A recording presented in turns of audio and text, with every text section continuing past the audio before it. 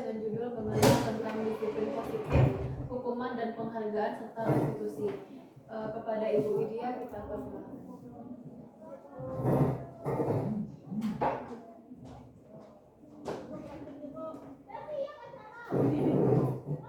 Assalamualaikum warahmatullahi wabarakatuh. Waalaikumsalam warahmatullahi wabarakatuh.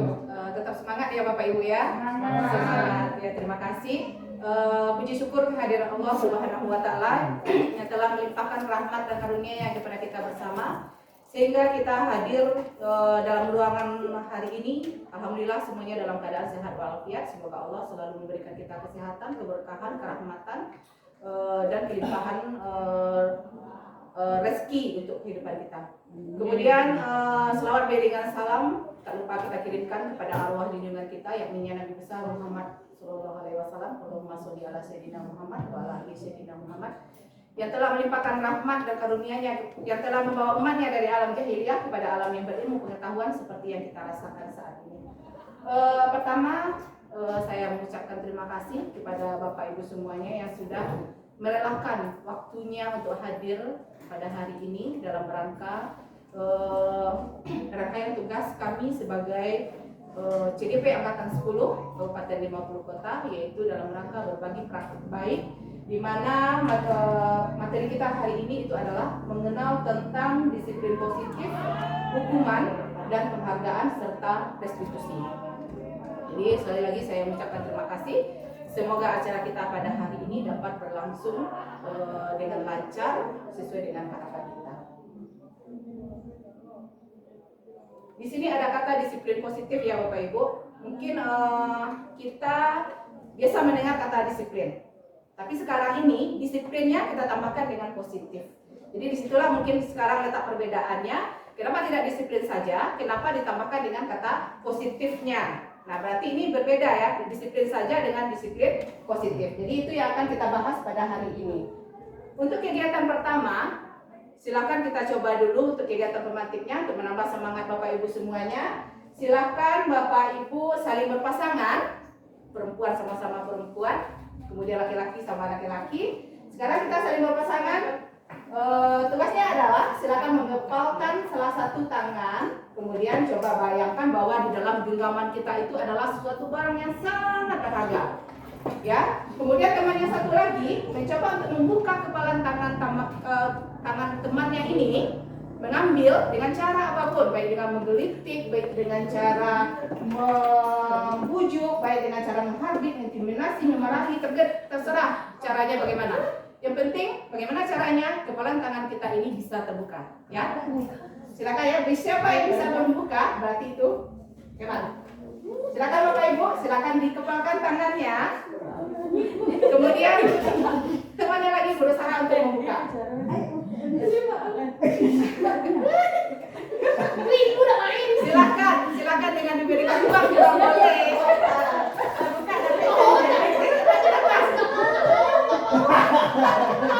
Ini udah apa-apa dibuka. 1 miliar nggak mau. Ganti 1 triliun. Kayak 2.000 barang nggak mau. Ya, di dalam genggaman kita itu adalah sesuatu yang sangat berharga. Ya, kan bisa murni ini. Barang berharga dalam genggaman kita dan teman kita berusaha untuk mengambilnya. Kira-kira kita pertahankan tidak? Pertahankan dong. Pertahankan. Ya. Nah, di mana ada yang bisa membuka? Tidak ada. Tidak ada ya. Jadi tidak ada yang bisa berhasil membuka kepalan tangan ini. Nah, kira-kira mengapa ini? Kenapa tidak berhasil membukanya? Apa alasannya sehingga kita mempertahankan kepalan atau tangan kita ini? Karena ada sesuatu yang berharga yang yang kita pertahankan sehingga kita tidak mau diambil orang lain. Ya, sesuatu yang berharga kita tidak mau ya orang lain mengambilnya. Ya, Kita akan mempertahankan walaupun nyawa tantangannya. Gitu ya, Monika ya. Terus sekali. Ya, kemudian ya tadi Monika sudah menjawabnya alasannya kenapa menurut tetap mempertahankan yang ada di dalam tangannya. Kemudian sesungguhnya siapa yang memegang kendali dalam yang kita lakukan tadi itu? Yang membuka Yang atau mengepal. yang mengepal? Yang mengepal. Yang mengepal. Kendalinya ada pada orang yang mengepal. Berarti artinya kendali itu ada dalam diri kita. Itu ya Bapak Ibu ya, kita mau memberikan, kita mau tidak memberikan, itu ada kendalinya dalam diri kita. Nah, seperti itulah kira-kira penerapan dari budaya positif. Nah, kemudian satu lagi. Silakan Bapak Ibu lihat apa yang ada di dekat Bapak Ibu. Silakan ambil mana menurut Bapak Ibu yang paling berharga. Iya. Mana yang paling berharga? Handphone. Handphone. Debbie, kenapa? Apa yang paling berharga? Handphone. Handphone. Kenapa handphone? Karena semuanya ada di handphone. Karena semuanya ada di handphone. Ya, Bu Mita juga mengambil handphone. Iya. Ya, kenapa handphone? Karena ini paling penting. Paling penting. Nggak bisa ya sehari tanpa handphone. Ya, Nggak bisa. Ibu Deslinda mengambil air. Nah, kenapa air Ibu Deslinda? HP saya jauh, Bu. Kebetulan saya lagi kehabisan. Ibu air, oke. Air sumber kehidupan ya Bu ya. Kita tidak bisa hidup tanpa air. Nah, seperti itu juga bahwa budaya positif itu adalah sesuatu yang sangat berharga.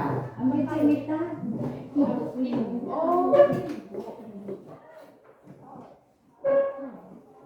Nah, jadi jawabannya tadi dari permainan singkat kita tadi, ya, bahwa kendali itu ada dalam diri kita sendiri. Mau membuka, mau menutup kepala tangan, itu tergantung pada diri kita masing-masing. Jadi, ini ada pendapat dari William Glasser dan teori kontrol yang kemudian hari berkembang dan dinamakan dengan choice theory, meluruskan beberapa miskonsepsi tentang makna mengontrol itu. Nah, jadi apa miskonsepsi selama ini atau apa yang selama ini kita salah pemahaman tentang memegang kontrol pada murid atau anak didik kita? Yang pertama, ilusi bahwa selama ini guru yang melakukan atau mengontrol murid. Di dalam pikiran kita selama ini, murid itu seperti maunya kita. Bukan seperti maunya mereka, tapi seperti apa kita mau, itulah yang ada dalam pikiran kita ini. Kita yang mengontrolnya. Kemudian yang kedua, ilusi bahwa semua penguatan positif efektif dan bermanfaat. Jadi semua penguatan positif itu efektif dan bermanfaat. Kemudian yang ketiga, ilusi bahwa kritik dan membuat orang merasa bersalah dapat menguatkan karakter. Jadi posisi kita selama ini, pada waktu kita berhadapan dengan suatu kasus pada siswa, itu paling sering kita mengambil posisi adalah sebagai pembuat rasa bersalah. Kita memberikan pertanyaan, memberikan tanggapan kepada siswa itu sehingga mereka merasa bersalah. Itu yang sering kita lakukan. Nah, sedangkan sebenarnya masih banyak posisi lain yang kita ambil yang lebih baik dari itu, yang membawa efek lebih baik pada psikologi anak tersebut. Kemudian yang keempat, ilusi bahwa orang dewasa memiliki hak untuk memaksa. Jadi dalam kelas, kita sebagai orang yang paling dewasa, kita menganggap bahwa kita bisa memaksa anak didik kita untuk melakukan sesuatu yang kita mau. Ya, mereka harus menurut pada apa yang kita mau, apa yang kita suruh. Nah, itu selama ini yang menjadi miskonsepsi pada kita dalam hal memegang kendali pada siswa. Nah, kemudian ini yang tadi, disiplin positif. Nah, kini kita lihat apa makna kata disiplin itu. Menurut Bapak Ibu apa maknanya? Taat aturan. Taat aturan, ya. Apa lagi? Patuh, betul. Apalagi yang disiplin itu? Kira-kira disiplin itu penting nggak? Penting ya. Jadi yang kebanyakan orang menghubungkan kata disiplin itu memang dengan tata tertib, teratur, kepatuhan pada peraturan. Kemudian juga sering dihubungkan dengan hukuman. Karena bagi mereka yang tidak menjalankan disiplin, konsekuensinya biasanya itu adalah mereka mendapatkan hukuman. Nah, itu yang sering kita lakukan selama ini. Kemudian Bapak Hajar Dewantara menyatakan bahwa di mana ada kemerdekaan, disitulah harus ada disiplin yang kuat. Sungguh pun disiplin itu bersifat self-disiplin, yaitu diri kita yang mewajibkan kita untuk sekeras-kerasnya. Tetapi itu sama saja, sebab jikalau kita tidak cakap melakukan self-disiplin, maka wajiblah penguasa lain yang mendisiplinkan kita. Jadi maknanya adalah kita pertama harus menumbuhkan self-disiplin dulu. Artinya disiplin dari dalam diri kita sendiri. Kemudian kalau seandainya kita tidak mampu untuk mendisiplinkan diri sendiri, kita harus mau didisiplinkan oleh orang lain. Kalau konsekuensinya dalam hal kita sebagai seorang pendidik, kita sebagai guru, tentunya kita harus mau didisiplinkan oleh pimpinan kita, apakah itu wakil kurikulum atau kepala sekolah.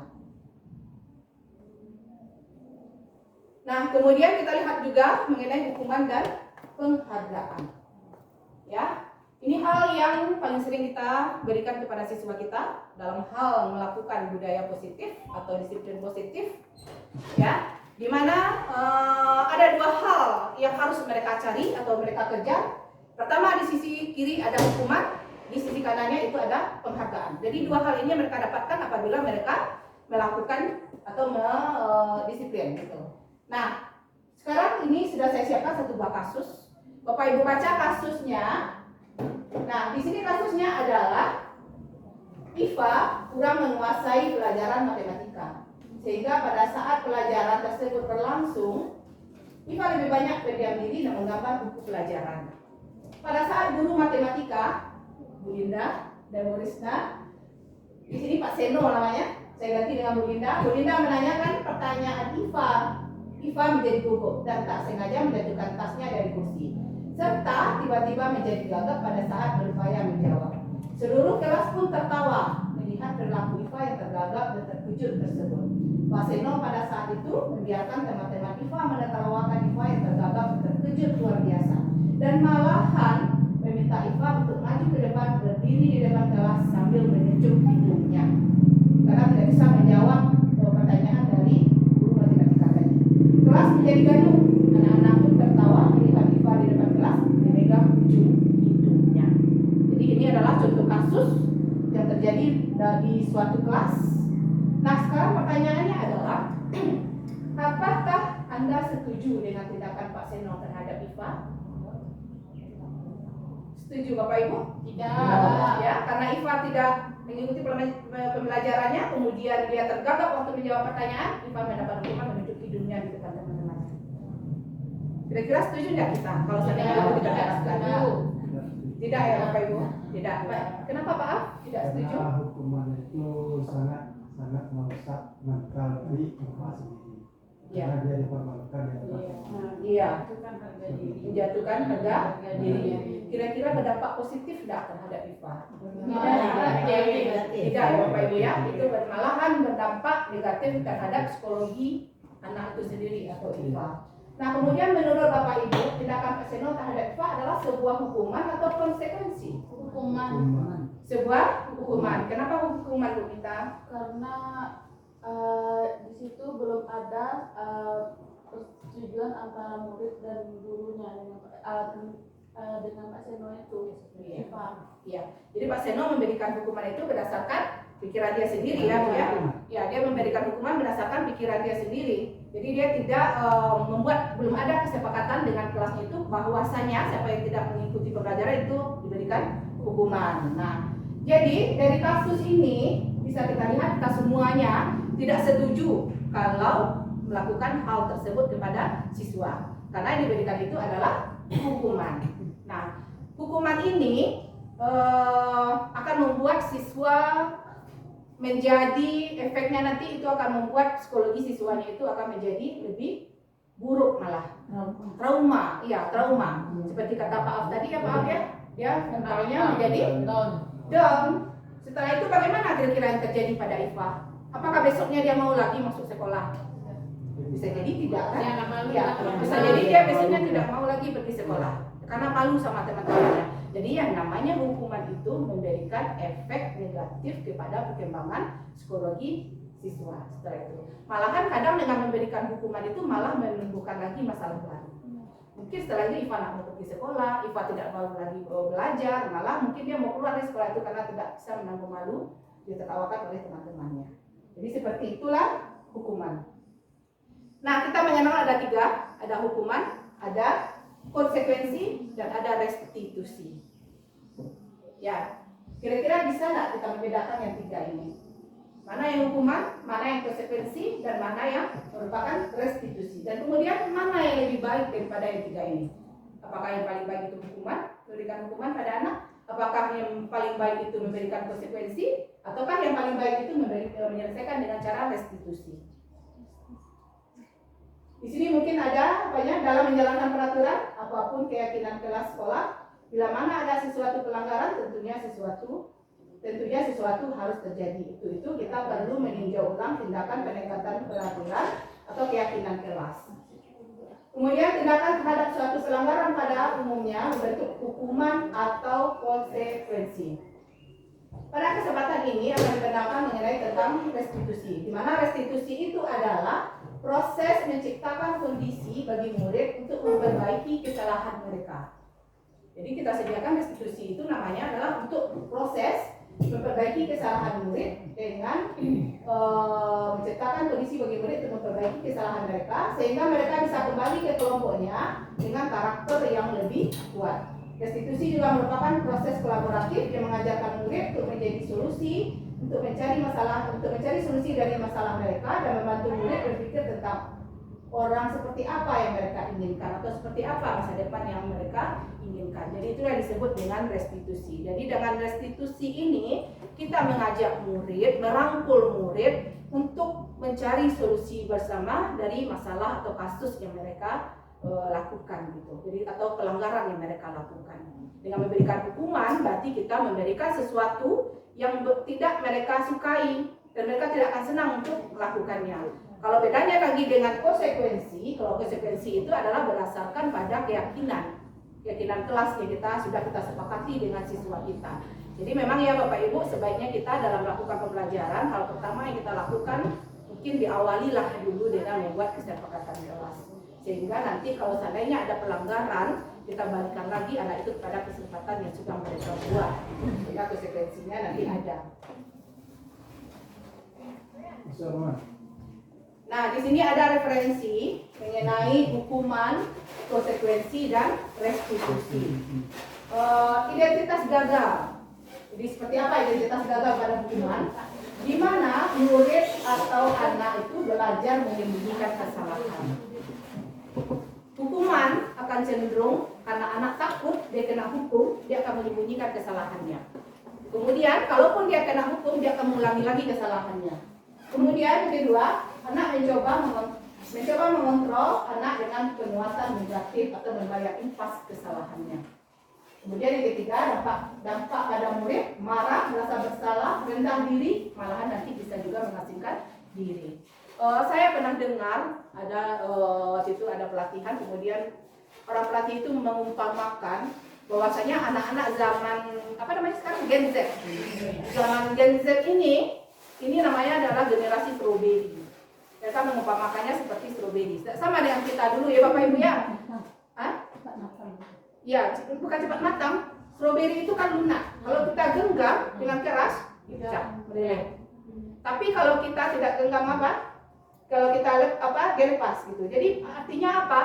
Anak sekarang ini memang harus mempunyai perlakuan khusus.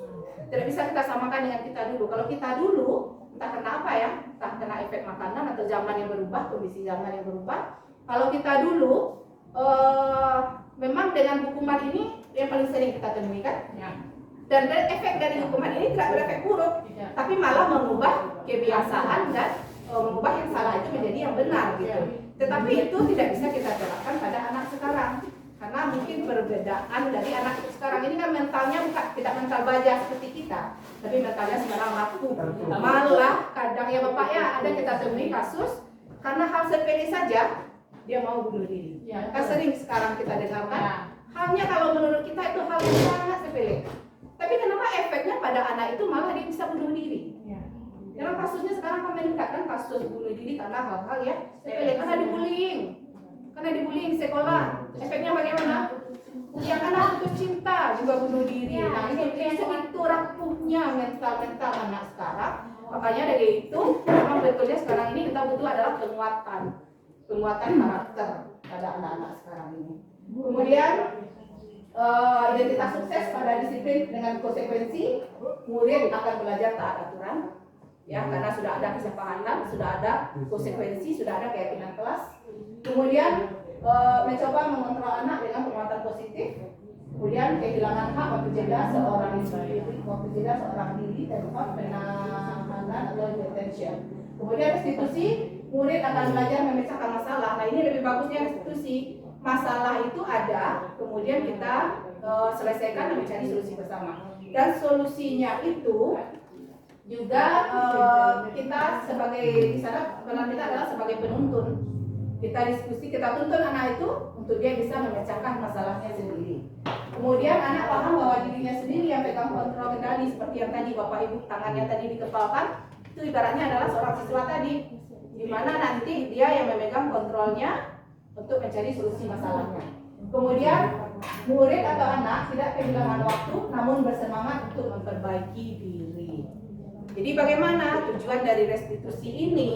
Itu adalah memotivasi anak secara intrinsik namanya. Jadi bagaimana intrinsiknya? Yaitu memotivasi anak dari dalam diri mereka sendiri. Jadi kalau mereka mau disiplin ya memang dari diri mereka. Kalau mereka mau bertanggung jawab ya memang dari diri mereka gitu. Jadi itu yang kita harapkan sekarang ini, membuat motivasi intrinsik pada peserta didik kita.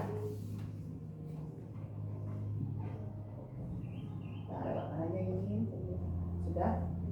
Nah kemudian ini ada lensa kasus. Ya, kita lihat kasusnya dari depan, beberapa kasus sudah dicontohkan di depan. Tadi kita sudah bisa membedakan mana yang hukuman, mana yang konsekuensi, mana yang restitusi. Ya. Nah di sini hanya 2 kasus hukuman dan restitusi. Nah kira-kira Bapak Ibu bisa membedakan kira-kira kasus yang pertama itu hukuman atau konsekuensi. Di mana anak disuruh mencatat 10 kali dalam buku kalimat saya tidak akan terlambat lagi karena terlambat sekolah. Nah itu hukuman atau konsekuensi? Hukuman. Itu adalah hukuman. Kenapa hukuman? Karena begini loh Bu, sebetulnya tadi kita melihat hukuman atau konsekuensinya itu tergantung kesepakatan dari awal. Ya, kalau dia tidak bikin kesepakatan dari awal, maka itu akan jadi hukuman. Ya. Tapi kalau dia bikin kesepakatan dari awal, kalau kita terlambat kita akan tulis 10 kata kalimat terlambat 10 menit, itu akan jadi konsekuensi. Tapi kalau kita pandang tadi di sini, kayaknya ini seperti hukuman karena tidak ada kesepakatan dari awalnya. Nah, Dan tadi dia bilang itu gurunya ya, Ya, gurunya ya, yang ya. menyuruh gitu. ya, Ya karena anaknya terlambat ke sekolah, gurunya menyuruh tetap kata saya tidak akan terlambat 100 kali. ya, Ya berarti itu datangnya dari gurunya saja. Anak senang melakukannya? tidak Tidak. Anak pasti tidak akan senang melakukannya. Nah ini adalah termasuk adalah hukuman. Kemudian lari mengelilingi lapangan basket 2 kali karena terlambat hadir di sekolah. hukuman. Juga hukuman, bukan konsekuensi. Kemudian membersihkan coretan yang dibuat di meja tulis. Konsekuensi dong, Itu adalah ya, konsekuensi. konsekuensi dari kesalahannya itu mencoret, membersihkan lagi. Ada nilai pembelajarannya di sana ya Bapak Ibu. Kemudian murid diminta untuk push up 15 kali karena tidak menggunakan masker di sekolah. Jadi hukuman atau konsekuensi? Hukuman. Juga hukuman. Kemudian kira-kira kalau ini yang kita berikan besok anak kita ulang lagi nggak kalau pakai masker? Ulang lagi. Ulang lagi kan? Karena belum memotivasi secara intrinsik. Ya. Kemudian mengganti kertas tugas teman yang telah dicoret-coret. Konsekuensi dong. Ini adalah konsekuensi. Ya betul. Kemudian berjemur di lapangan basket pukul 12 siang karena mengobrol dengan teman. Hukuman. Ini juga hukuman. Ya, itu rasanya kejam juga ya. Iya dong. Jam 12 hari sedang teriknya, kemudian anak kita suruh berjemur. Kemudian murid diminta bertelanjang kaki sepanjang hari karena tidak menggunakan sepatu warna hitam sesuai peraturan sekolah. Konsekuensi. Ini adalah konsekuensi. Kalau seandainya ini merupakan keyakinan sekolah, maka ini disebut sebagai konsekuensi. Berdiri di depan kelas sambil mengangkat kaki 1 karena tidak bisa menjawab pertanyaan. Nah ini juga hukuman. Anak tidak bisa menjawab pertanyaan, kita suruh dia berdiri. Kaki diangkat 1 kayak kaki itik. Kaki apa? Ya, itu juga hukuman. Membersihkan tumpahan air di meja tulis karena tersenggol pada saat belajar. Konsekuensi. Kehilangan 10 menit jam istirahat untuk mengerjakan tugas karena terlambat datang dan tertinggal pelajaran. Konsekuensi. Nah ya, jadi sekarang kita sudah bisa membedakan mana yang hukuman, mana yang konsekuensi. Ya. Jadi mana yang dibangun Bapak Ibu, hukuman atau konsekuensi? Konsekuensi. Ya, silakan Belinda. Terima kasih kesempatannya Ibu. Pertanyaan saya yang pertama ini, mana efeknya yang bisa merubah perilaku anak yang lebih baik, apakah hukuman, konsekuensi atau restitusi? Karena saya lihat begitu banyak pola-pola parenting sekarang, anak pendidikan dengan begitu banyak teori-teorinya, tidak banyak merubah perilaku anak, tidak Jadi kita dulu yang katanya kita dulu kan generasi sandwich yang begitu banyak tekanan tetapi begitu teguh gitu ya. Nah, yang kedua yang saya tanyakan, andaikan kita nanti sebagai pimpinan misalkan basis, kan nanti kita bikin aturan-aturan itu masuk ke mana itu? Masalahnya kita tidak masuk dapat poin ini, tidak ini melakukan ini, dapat hukuman ini. Apakah hukuman harus Bagus sekali pertanyaan dari Ibu Linda. Yang pertama dari yang 3 ini, ya ada namanya hukuman, ada yang namanya konsekuensi, ada yang restitusi. Mana yang dari 3 ini yang lebih membawa efek positif kepada anak, begitu ya Bu Linda ya? Kira-kira mana Ibu, Bapak Ibu? Restitusi. Yang paling bagus restitusi adalah dengan restitusi. Ya, karena dengan restitusi ini kita bersama-sama dengan anak itu.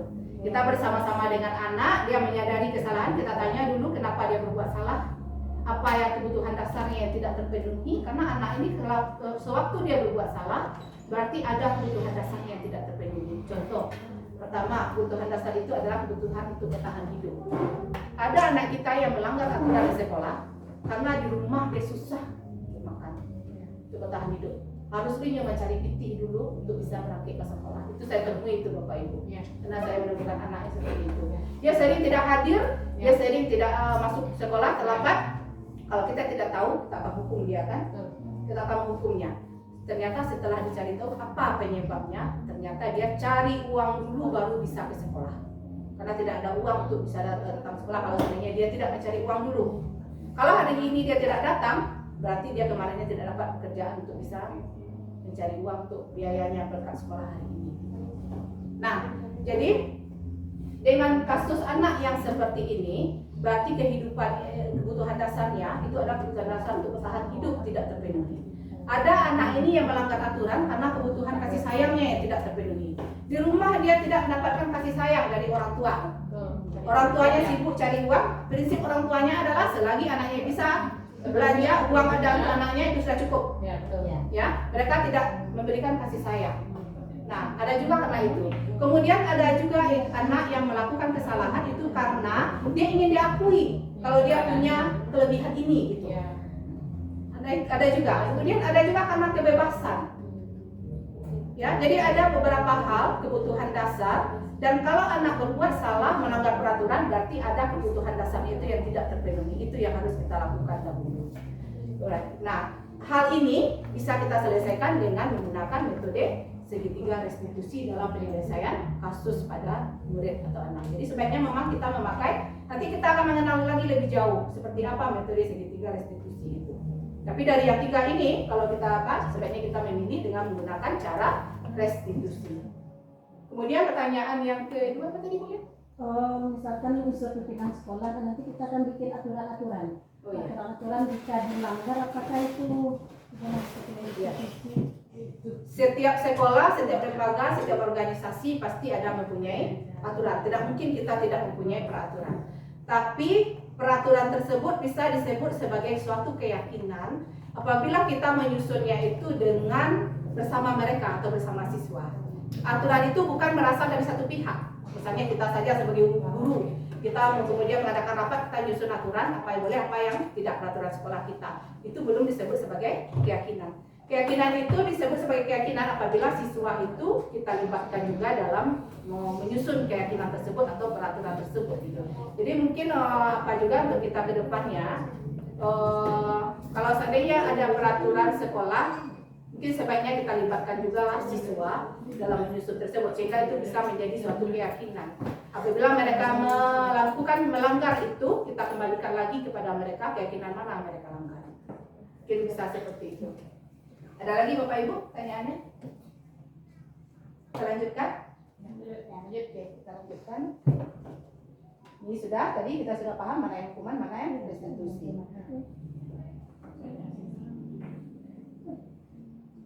Nah, jadi sekarang kita lebih pahami dulu apa itu restitusi. Restitusi sebuah pendekatan untuk menciptakan disiplin positif. Nah, tadi kata disiplin positif dengan disiplin biasa tanpa positif, kira-kira apa bedanya Bapak Ibu? Kalau disiplin positif itu kita menerapkan disiplin yang mana dampaknya bisa positif dan dampaknya itu jangka panjang. Itu adalah jangka panjang. jenjang pendidikan untuk anak. Ya, betul sekali Bu Rita. Jadi restitusi itu adalah proses menciptakan kondisi bagi murid untuk memperbaiki kesalahan mereka sehingga mereka bisa kembali pada kelompok mereka dengan karakter yang lebih kuat. Itu disebut dengan restitusi menurut Gosen. Kemudian restitusi adalah proses kolaboratif yang mengajarkan murid untuk mencari solusi untuk masalah dan membantu murid berpikir tentang orang seperti apa yang mereka inginkan atau seperti apa mereka nanti di masa yang akan datang. Jadi kita buat murid kita bisa berpikir seperti itu. Itu juga menurut Charles Gosen tahun 1996. Ya, jadi ini yang dimaksud dengan restitusi itu.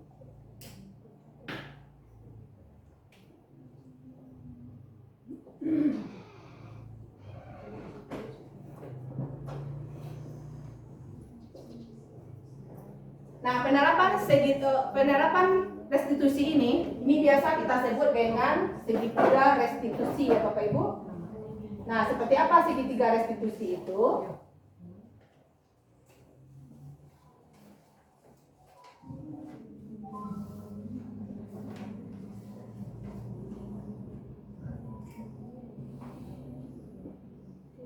Jadi segitiga restitusi itu adalah proses menciptakan kondisi bagi murid untuk memperbaiki kesalahan mereka sehingga mereka bisa kembali pada kelompok mereka dengan karakter yang lebih kuat. Kemudian melalui pendekatan restitusi, ketika murid berbuat salah, guru akan menanggapi dengan mengajak murid berefleksi tentang apa yang mereka lakukan untuk memperbaiki kesalahan mereka sehingga mereka menjadi pribadi yang lebih baik dan menghargai dirinya. Jadi apa harapan kita dengan kita melakukan restitusi, anak itu akan menjadi pribadi yang lebih baik. Nah, kalau seandainya kita berikan hukuman, kita tidak jamin anak akan menjadi pribadi yang lebih baik, malah akan bisa memberikan efek yang lebih parah lagi setelah itu. Nah, ini adalah bentuk dari segitiga restitusi. Ini video sebenarnya, makanya kalau diapakan di bawahnya ada terganggu sedikit contohnya tulisannya. Ini adalah bentuk dari segitiga, tahapan segitiga restitusi. Bagaimana cara kita menyelesaikan masalah dengan menggunakan segitiga restitusi. Di mana segitiga restitusi mempunyai 3 tahap. Tahap pertama adalah menstabilkan identitas. Itu adalah tahap pertama. Tahap kedua, validasi tindakan yang salah. Kemudian tahap ketiga, menanyakan keyakinan. Jadi 3 tahap ini kita lakukan apabila kita memilih untuk menyelesaikan masalah atau kasus anak itu dengan menggunakan metode segitiga restitusi. Langkah pertama itu adalah menstabilkan identitas. Nah, bagaimana cara menstabilkan identitas? Ini bisa kita lakukan dengan ketika anak melakukan kesalahan kita panggil. Kemudian pertama langkahnya menstabilkan identitas, kita bisa dengan memberikan pertanyaan. Misalkan ketika anak itu berbuat salah karena misalnya terlambat datang sekolah, kita bisa memberikan pernyataan semua orang pasti pernah melakukan ini. Ya, atau kamu bukan satu-satunya orang yang pernah melakukan ini. Sehingga identitas anak itu stabil dulu. Kita tenangkan dia dulu. Dia langsung kali kita panggil, kita langsung marah-marahin. Kemudian kita itu tidak akan dapat solusinya. Tapi kita tenangkan dia dulu dengan metode segitiga restitusi ini, yaitu menstabilkan identitas. Kemudian yang kedua, validasi tindakan yang salah. Nah, baru setelah dia tenang, setelah stabil identitasnya, baru kita memberikan pernyataan bahwa tindakan yang mereka lakukan itu salah. Contohnya, kamu tentunya punya alasan mengapa melakukan itu. Tanya alasan kenapa dia berbuat salah. Kemudian adakah cara yang lebih efektif untuk mendapatkan apa yang kamu butuhkan, atau adakah cara lain yang bisa dilakukan untuk mendapatkan apa yang mereka inginkan? Nah, itu adalah langkah dalam validasi tindakan yang salah. Kemudian yang ketiga, terakhir baru menanyakan keyakinan. Jadi di sini karena kita sudah punya keyakinan keras, jadi dasarnya adalah untuk kita bisa melaksanakan menyelesaikan masalah dengan metode segitiga restitusi. Dasarnya dulu kita mempunyai keyakinan keras dulu dengan anak. Tidak bisa kita melakukan segitiga restitusi kalau seandainya kita belum membuat keyakinan keras. Jadi bedanya keyakinan keras dengan peraturan kelas ya Bapak Ibu. Kalau keyakinan kelas ini lebih luas jangkauannya. Kalau contohnya antara peraturan dengan keyakinan. Kalau misalnya tidak boleh datang terlambat, itu adalah satu peraturan atau keyakinan. Peraturan. Keyakinannya apa di sini? Seandainya kita datang terlambat. Tidak boleh datang terlambat. Saya harus datang tepat waktu. Belum. Tidak boleh datang terlambat, itu adalah suatu peraturan. Apa nilai-nilai keyakinannya di sini? Disiplin. Nilai keyakinannya adalah disiplin. Jadi nanti kita membuat keyakinan kelas apabila kemarin sudah dipraktikkan di lokal Unika kemarin di 26, kita sudah punya keyakinan kelas kemarin. Jadi kita buatkan dulu, kita terangkan kepada mereka bagaimana apa itu keyakinan bedanya dengan peraturan. Kemudian kita buatkan itu nilai-nilai keyakinan itu apa saja. Nilai keyakinan itu ada misalnya disiplin. Kemudian nilai keyakinan itu tanggung jawab, menghormati teman, kesehatan, keselamatan, banyak sekali nilai kesehatan, nilai keyakinan. Kemudian setelah itu kita berikan pengertian kepada mereka masing-masing nilai keyakinan itu. Setelah itu mereka memilih di kelas mereka kira-kira nilai keyakinan mana yang paling urgen atau mereka harus buat. Mereka memilih sendiri. Keyakinan kelas ini kan tidak harus semuanya kita buatkan. Tapi mana yang rasanya di kelas itu yang paling mereka butuhkan. Akhirnya mereka memilih 3. Yang pertama kedisiplinan dengan alasan setiap hari selalu saja ada temannya yang terlambat.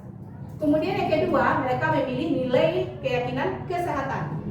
Kenapa? Karena setiap hari Bu, ada aja sampah yang berserakan di kelas ini. Laci-laci selalu dipenuhi dengan sampah. Ya, itu alasan mereka. Kemudian yang ketiga, mereka memilih nilai keyakinan kejujuran. Kenapa? Karena setiap hari ada saja pena yang hilang. Setiap hari Pak ada pena Bu. Ada saja yang hilang. Akhirnya mereka sepakati 3 dulu Bu. Jangan terlalu banyak, itu susah. Ya, mereka sepakati 3 dulu, 3 ini. Kemudian dari 3 ini mereka kembangkan lagi apa bentuk-bentuknya yang boleh dan tidak boleh. Nah, seperti itu. Jadi nanti mereka membuat sendirilah. Hingga akhirnya konsekuensinya adalah mereka tidak boleh melanggar keyakinan tersebut. Gitu. Jadi keyakinan kelas ini tidak harus stuck seperti itu saja dari tahun ke tahun, tidak. Tapi bisa secara berubah, bersifat statis atau tidak harus bersifat tetap, gitu. Tapi bisa berubah sesuai dengan kondisinya. Misalnya sekarang yang mereka butuhkan itu adalah tanggung jawab lagi, karena tidak banyak yang meminjam kemudian tidak mengembalikan misalnya. Nanti bisa ganti lagi dengan tanggung jawab. Jadi seperti itulah mungkin gambaran mengenai keyakinan kelas itu.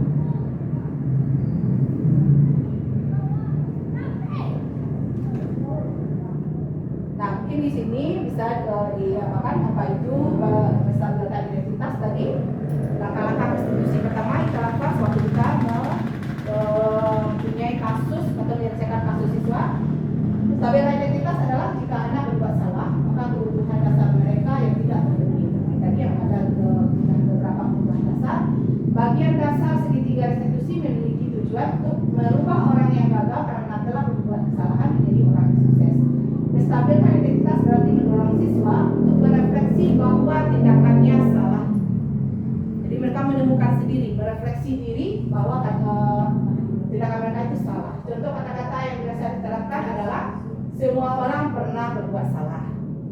Atau kita bisa menyelesaikan semua ini. Atau tidak ada manusia yang sempurna. Atau tidak ada manusia yang tidak pernah berbuat kesalahan. Jadi seperti itulah mungkin contoh-contoh kata untuk menstabilkan identitas. Tapi kadang kita kan Bapak Ibu, kita sering ketika anak berbuat salah itu kita tidak mau mendengar alasan mereka. Langsung kita menjudge. Anak mungkin atau kita malah tidak percaya ya. Anak pun berusaha untuk membela diri tapi kita tidak percaya. Jadi itu sudah menyalahi sebenarnya. Nah, kita harus mendengarkan dulu. Berusaha kita untuk menjadi teman mereka. Ayah, Bunda, yang silakan. Ya. Saya di akhir semester, di awal semester kemarin sudah membuat kesepakatan kelas dengan anak-anak ya. Kemudian yang ingin saya tanyakan berapa batasnya anak-anak itu kita memberikan restitusi satu kali dan dilanggar, dua kali dan dilanggar, tiga kali dilanggar. Kapan batasnya waktu anak kita berikan? Bolehkah diberi hukuman lagi setelah tidak lagi anak itu dilimpahkan di restitusi yang kita berikan? Itu balik lagi ke keyakinan kesepakatan kita tadi. Bagaimana kita dengan anak menyepakati, apakah ada kita membuat kesepakatan seperti itu? Oke, hukuman yang Ya, kalau seandainya memang kita merasakan wajib juga ada hukuman, boleh sebenarnya, tapi kalau ada kesepakatan kita dengan anak itu gitu. tidak dari kita sendiri. Hari itu anak ternyata terlambat karena menyalahi keyakinan, kita berikan dia hukuman al-tabkiyah dakwah hari itu. Gitu. Itu berarti hukumannya sudah apa? Tapi kalau seandainya kita membuat kesepakatan dulu di kelas dan itu sudah berarti sudah konsekuensi lagi jatuhnya, bukan lagi hukuman. Kita ada lagi Bapak Ibu yang mau bertanya? Oke, kita lanjutkan.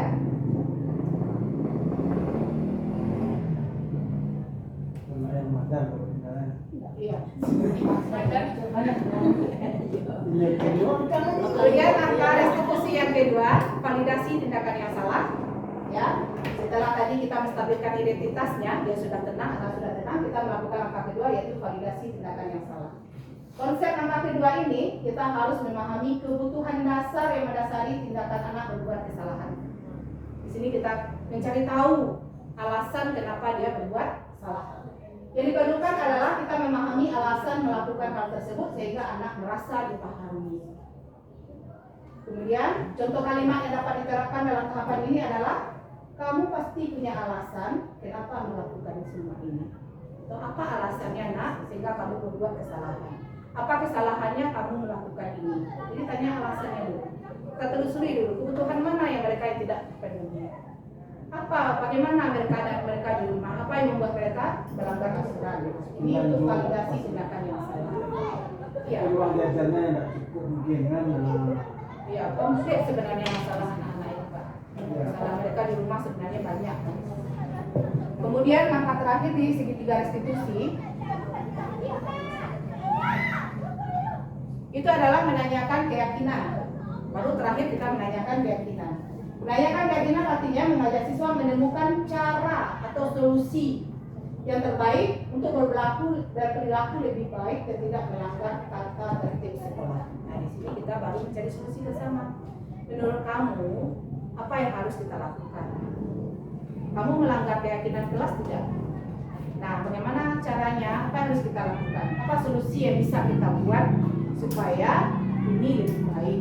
Jadi kita mencari solusinya bersama dengan siswa. Kemudian contoh kalimatnya adalah apa nilai yang telah mengganti di sekolah. Apakah yang kamu lakukan ini melanggar keyakinan kelas tidak? Menurut kamu ini penting tidak? Nah, itu mungkin contoh kata-kata yang bisa kita terapkan dalam menanyakan keyakinan dalam menggunakan segitiga restitusi ini. Di sini sebenarnya ada contoh video, mungkin bisa kita lihat, bisa kita putarkan contoh segitiga restitusi yang sudah kami lakukan bersama siswa.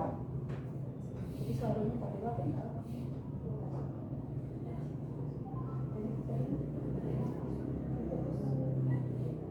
Nah, kemarin ada kasusnya Zila tidak terima hasil ulangannya selalu dicontek oleh temannya Revan.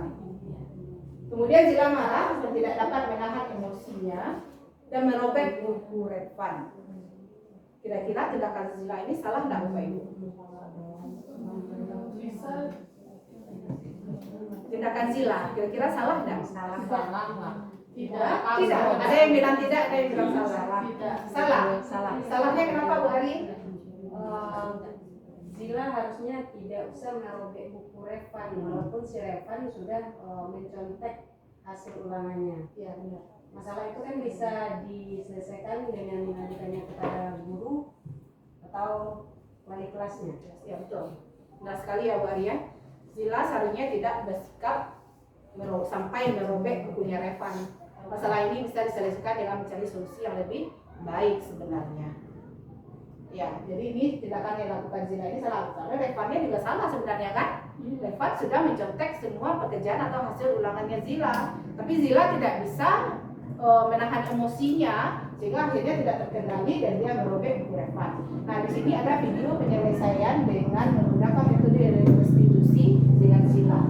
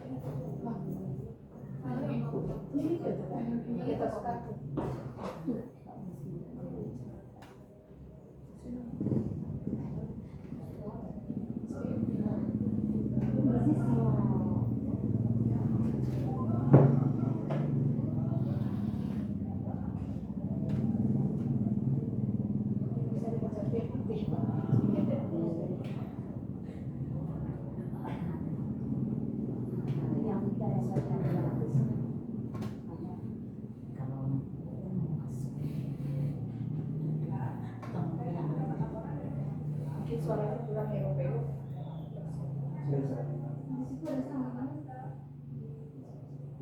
Dari Ada. Ikut. Ikut. Ikut.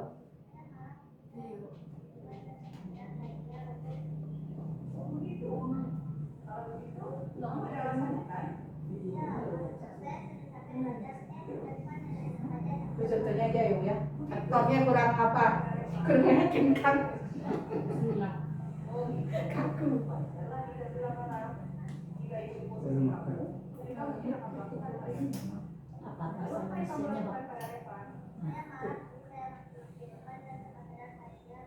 Suasana TV ya. Suasana TV ya. Ya kan? Banyak pesan TV di situ. Iya. Betul.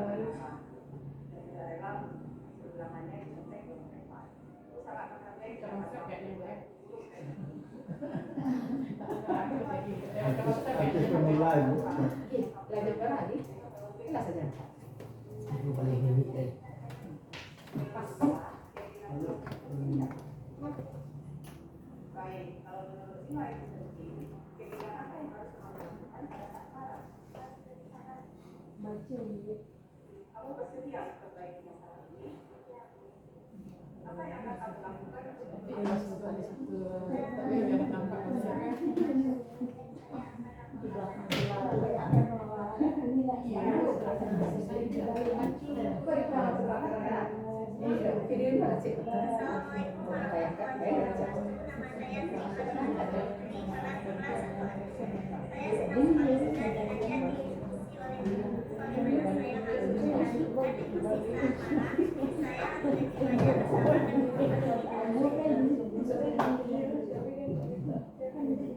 Ya, jadi itu contoh kasusnya kemarin ya Bapak Ibu. Jadi mungkin di sini aktornya masih apa? Kurang pengalaman.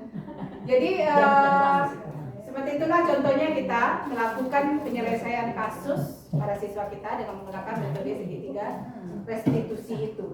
Jadi intinya adalah kita mengajak anak atau mengajak murid yang bermasalah itu dengan membawa mereka mencari solusi dari kesalahan yang mereka lakukan. Kita hanya sebagai penuntun di sini. Kita menuntun mereka seperti yang sudah sesuai dengan filosofi Ki Hajar Dewantara, bahwa guru ini adalah sebagai penuntun.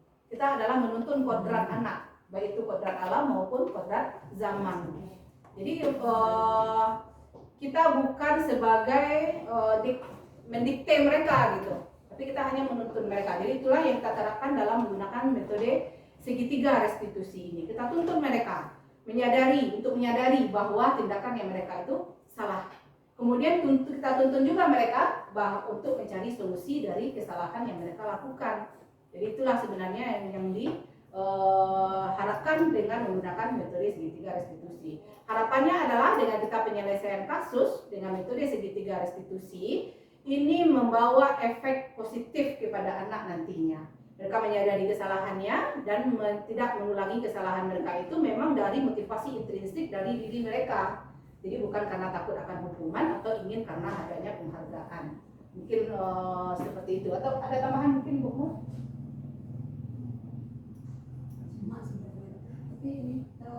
Iya, mungkin ada referensi kita satu lagi video. Ini artisnya lebih terkenal. Nah, ini artisnya mungkin lebih lebih profesional dibanding yang tadi. Ini adalah video contoh penyelesaian kasus dengan siswa dengan menggunakan metode restitusi. Tahu Bu.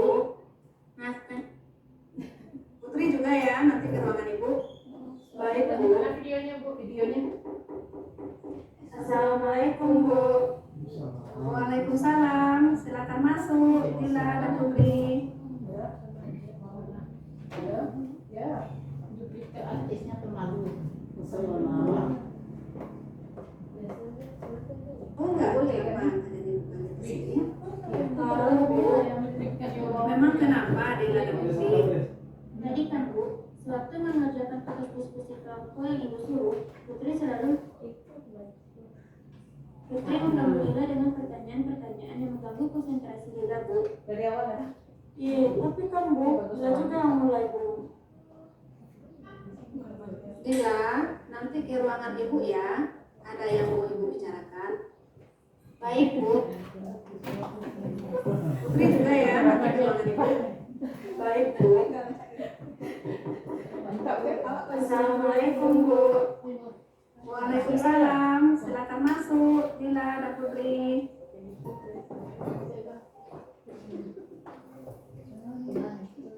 Silakan duduk. Kalian tahu nggak kenapa kalian dipanggil di sini? Tahu Bu. Memang kenapa Dila dan Putri? Tadi kan Bu, sewaktu mengerjakan tugas diskusi kelompok yang Ibu suruh, Putri selalu mengusulkan Dila, Bu. Putri mengganggu Dila dengan pertanyaan-pertanyaan yang mengganggu konsentrasi Dila, Bu. Iya, tapi kan Bu, Dila juga yang mulai, Bu. Dia tidak mau bekerja sama dalam kelompok. Setiap ide yang disampaikan tidak didengarkan oleh Dila, Bu. Jadi akhirnya begitu loh, Bu. Oh begitu ceritanya. Makanya Ibu lihat sepanjang kegiatan diskusi tadi, kalian selalu ribut. Ibu mau menanyakan nih, kalian tahu kan perbuatan kalian tersebut bikin gaduh suasana kelas? Tahu, Bu.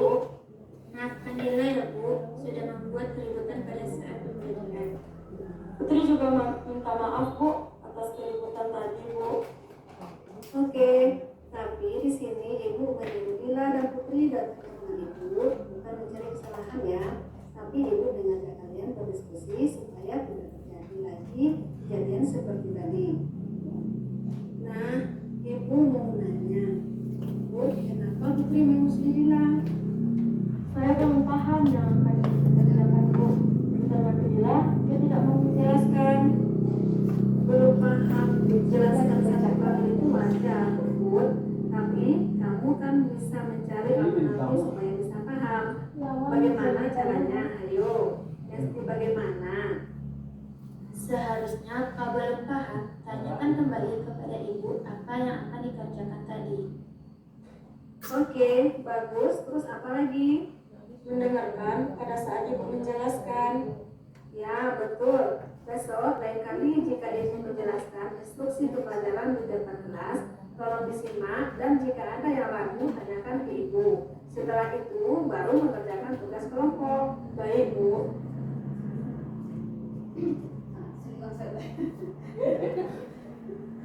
Nah, tapi menurut kalian, yang tadi itu baik atau tidak baik? Tidak, Bu. Nah, Ibu juga mau tanya rencana ke depannya supaya tidak terjadi lagi apa? Kami tidak akan mengulanginya lagi, Bu. Bagus. Jadi intinya kayak gini, Dila sebagai teman harus berbagi ya, karena kita itu hidup tidak sendirian, Nak. Kita harus punya rasa empati supaya ilmu kita bertambah terus. Semakin banyak kita memberikan ilmu yang diberikan, maka semakin banyak yang kita dapatkan. Baik, Bu. Betul kan, Dila, Putri? Baik kali. Dila jangan pelit lagi memberikan informasi dengan Putri ya. Kalau begitu, kalian saling memaafkan ya. Iya, Bu. Nah, sekarang silakan kembali ke kelasnya.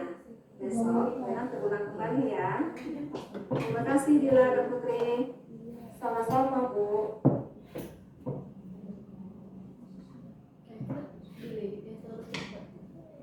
Jangan sampai Putri padu Lila, sasan Lila. Begitu ya Bapak Ibu ya, contoh dari penggunaan segitiga restitusi dalam penyelesaian masalah pada siswa kita. Jadi bagaimana caranya kita bisa menyelesaikan masalah tanpa masalah, itu masalahnya. Jadi kita menyelesaikan masalah, setelah itu tidak ada lagi masalah, malah ada perbaikan dari sikap dan tingkah laku siswa kita. Mungkin dalam hal ini juga saya bukan menggurui, tapi kita hanya berbagi praktik baik saja. Dan selama penyampaian, mungkin kalau ada kata-kata yang salah, saya mohon maaf. Kegiatan kita mungkin sampai di sini. Saya akhiri dengan wabillahi taufiq wal hidayah. Assalamualaikum warahmatullahi wabarakatuh. Waalaikumsalam warahmatullahi wabarakatuh.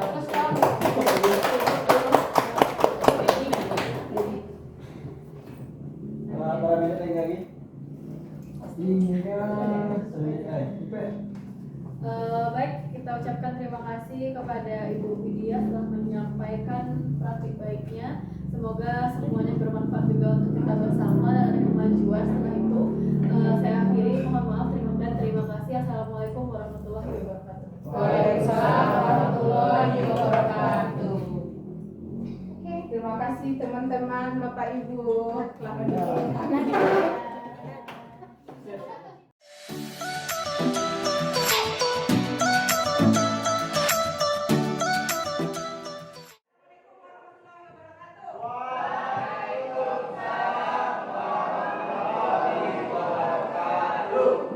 Ya, semangat ya.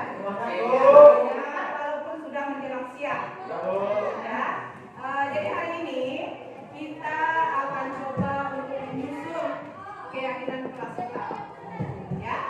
Jadi mungkin anak-anak ibu mungkin belum tahu ya kenapa keyakinan kelas. Sudah bersering membuat keyakinan kelas. Sudah pernah membuat keyakinan kelas. Selama ini yang ada apa? Peraturan kelas. Iya kan? Selama ini yang ada apa? Peraturan kelas ada. Bikin kelas ada, daftar mata pelajaran ada. Tapi di sini belum ada ya keyakinan kelas. Ya. Selama ini yang kita kenal kan yang ada hanya peraturan kelas kan? Atau peraturan sekolah. Keyakinan sekolah belum ada. Belum. Nah, jadi di sini itulah yang akan kita ubah dari peraturan itu menjadi sebuah keyakinan. Nah, di sini kita akan coba ya membuat keyakinan kelas untuk kelas 10. Nah, oke. Sebelumnya silakan dilihat pertanyaan yang ada di depan, ya, sebagai kata pengantinnya. Mengapa kita memiliki peraturan tentang penggunaan jalan? Untuk apa tujuannya? Untuk keselamatan. Melindungi apa? Melindungi kepala. Ya, untuk itu makanya kita menggunakan helm. Berarti alasannya adalah karena keselamatan. Peraturan harus memakai helm itu berupa apa? Peraturan kan? Apa? Betul tak peraturan? Setiap yang berkendara motor harus memakai helm itu apa? Peraturan. Keselamatan ini sudah disebut dengan suatu keyakinan. Jadi ini mencakupi apa? Banyak. Kalau suatu keyakinan keselamatan itu mencakupi beberapa hal, ya kan? Tapi kalau tidak boleh di semua pemakai motor harus memakai helm itu hanya satu buah kan? Satu buah peraturan. Nah, keyakinannya apa di sini? Keyakinannya adalah keselamatan. Kemudian yang kedua, mengapa kita memiliki peraturan tentang menggunakan masker dan mencuci tangan setiap saat? Alasan apa dulu? Dulu kan kan kita wajib keluar rumah harus pakai masker. Setiap mau memegang sesuatu atau dari luar kita harus cuci tangan. Karena apa? Jadi karena ada corona, ya betul, karena ada corona dulu di tahun berapa? 2019. Ya kan? Hah? Ya, jadi karena itu. Jadi alasan yang di belakang itu apa sebenarnya? Alasan apa? Tadi pakai helm karena alasan kesehatan. Kalau itu untuk kesehatan. Betul ya? Jadi kesehatan itu adalah suatu keyakinan. Paham nggak? Kenapa apa perbedaan antara peraturan dengan keyakinan? Paham? Nah, jadi mana yang kita butuh? Peraturan atau keyakinan? Keyakinan. Nah, sekarang kita lihat dari berjalan. Nilai-nilai keselamatan, tadi kan dia kan pakai helm itu nilai keselamatan. Pakai masker dan cuci tangan itu adalah untuk nilai kesehatan. Nilai keselamatan dan kesehatan inilah yang kita sebut dengan suatu keyakinan.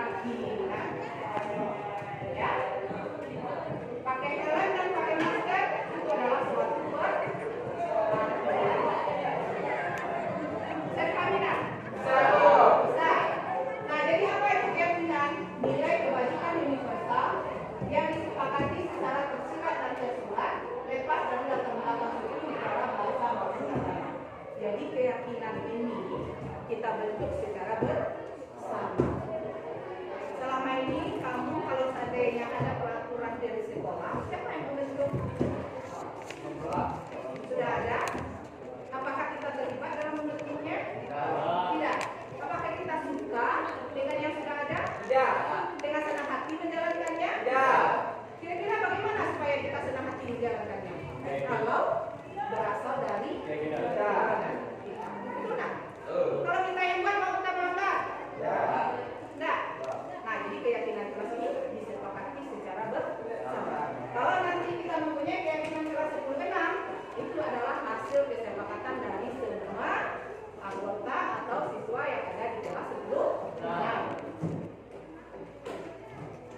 Nah, kemudian apa sih keyakinan kelas ini? Apa kelebihannya daripada peraturan? Ya, keyakinan kelas bersifat lebih abstrak. Ya, contohnya tadi pakai itu peraturan. Keyakinannya adalah keselamatan. Jadi dia lebih abstrak daripada peraturan. Lebih rinci dan lebih konkret dan lebih mencakup luas. Kemudian juga keyakinan kelas berupa pernyataan-pernyataan universal. Betul nggak universal? Keselamatan itu universal nggak? Universal kan? Kesehatan itu universal nggak? Ya, jadi kalau keyakinan kelas ini pernyataannya adalah universal. Kemudian ketiga, pernyataan keyakinan kelas senantiasa juga terbentuk positif. Kemudian keyakinan kelas hendaknya tidak terlalu banyak.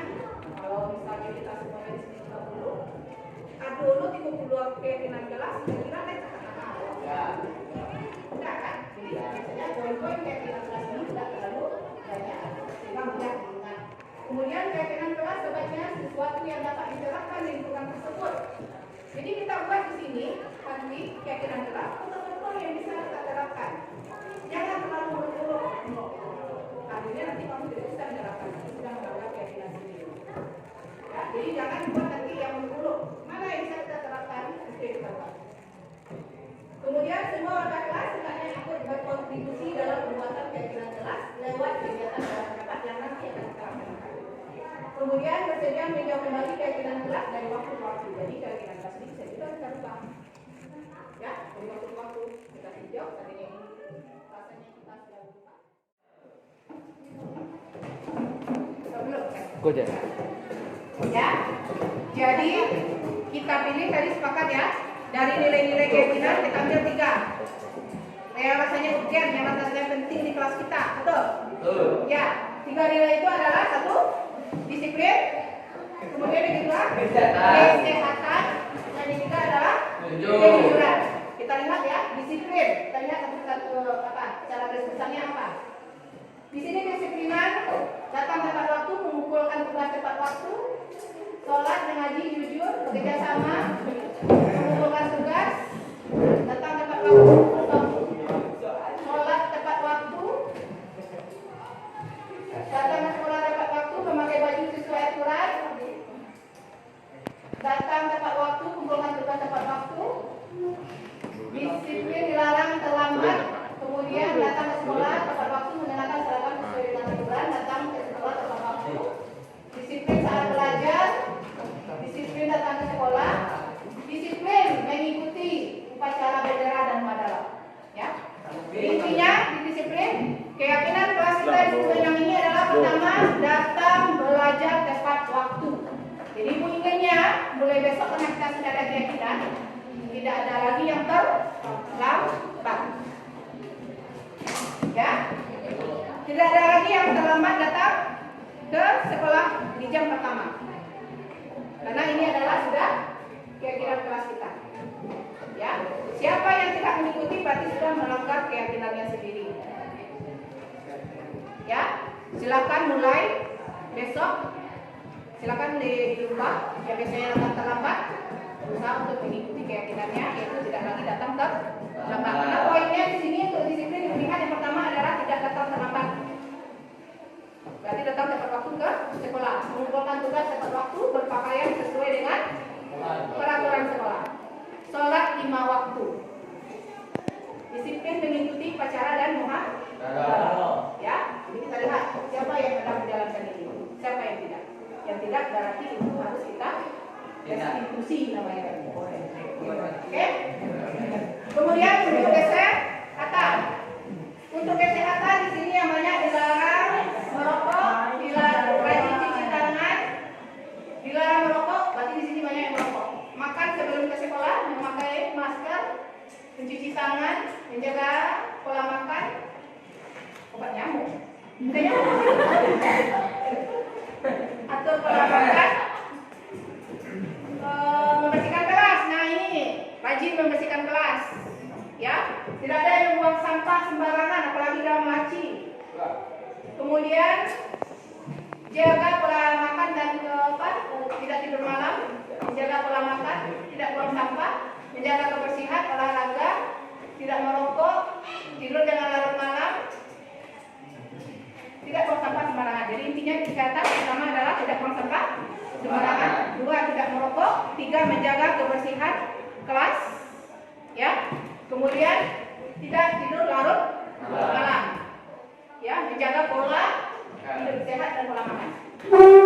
Itu keyakinan kita di nilai-nilai kesehatan. Kemudian terakhir kejujuran, ya. Di nilai kejujuran tidak ada yang mencuri di kelas, mengakui kesalahan, mengembalikan barang teman, kemudian jujur bila ditanya guru, ya, kejujuran.